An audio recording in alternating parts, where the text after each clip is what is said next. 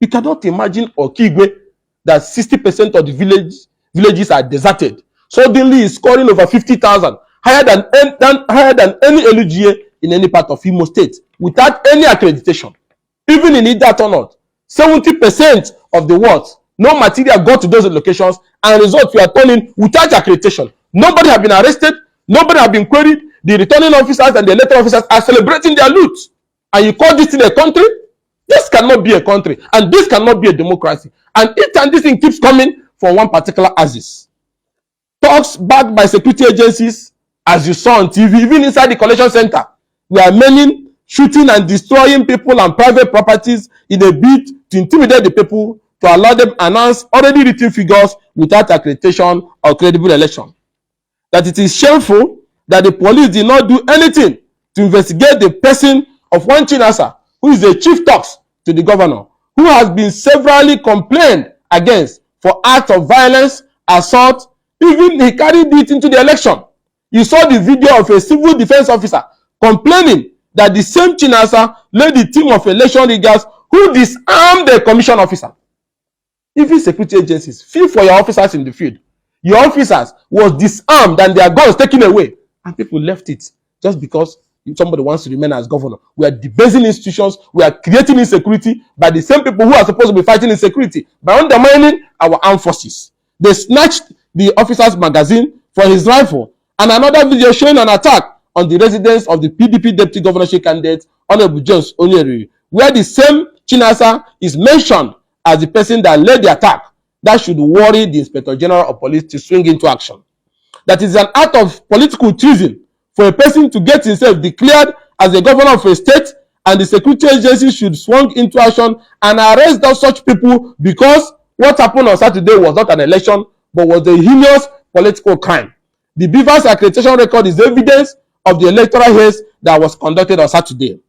That Uzodinma has more questions to answer to Imo people about the true causes of insecurity in Imo State and those behind them, because he's seen from the result allocated to him during the election that he scored the highest votes in LUGS with the worst activities of the unknown government where election did not hold.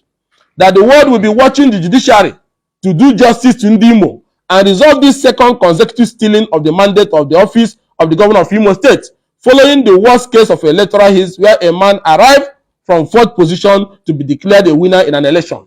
It is a debt the Nigerian judiciary owes Ndimo, and a debt they should pay without further delay, as Imo State is daily being desecrated and the people feeling violated and abused. That after the deduction of the overvoting, an area's election never held or accreditation was never done, the PDP candidate, Senator Samuel Anyanwu, scored the highest number of valid votes, and hence INEC ought to have declared Anyanwu winner of the election. This is very important, because if you look at the accreditation, where you have one accredited, you have 900 votes. Where you have 10 accredited, you have 600 votes. If you remove all these void votes, what is left of the valid votes in the election have the PDP as leading candidate. And INEC under the law have a provision to review this result. Despite the announcement, you can review the result to be sure that is in tandem with the total number of accredited votes. So when you check it, you see that the 540 votes or whatever they're talking about is the height of madness. Anybody that can be proud to claim that he scored 540 votes in this kind of madness, you have to check his head, because you can see accreditation 1 vote scored 600, and this is supposed to be a crime scene that security agency is supposed to be investigating on how people arrive at these figures that came down from the sky. It's on this note that we're also calling on the candidate of both the PDP and the Labour Party to immediately prepare their documents and approach the election petition tribunal to ensure that this injustice and this criminality that was carried out in Imo in the name of election is reversed. That will insist, based on incredible intelligence, that the results from Okigwe, Oru East, the governor's hometown, Oru West, Onimo, Osu, Uguta, Ohaji, Wangele, Onu, Idato South, Idato North, Obowo are the biggest electoral jokes that will ever come out of Africa. Over 90% of the results of votes did not happen as there was no accreditation. Those with less than 5% accreditation ended up having 80% voter turnout. That we call on INEC to invoke the provision on review of false declaration as provided in the Electoral Act and recalculate and declare the PDP winner and save the court and Imo people the agony of long, tiring litigation. that we call on the US, the UK, France, Canada, as well as other lovers of democracy to place on visa ban the key actors in the Imo electoral robbery, as well as members of their immediate family that have buried any hope of credible election. That this act of electoral brigandage going on without consequences is daily pushing out our country close to the brink and making the spirit of patriotism to fade among citizens.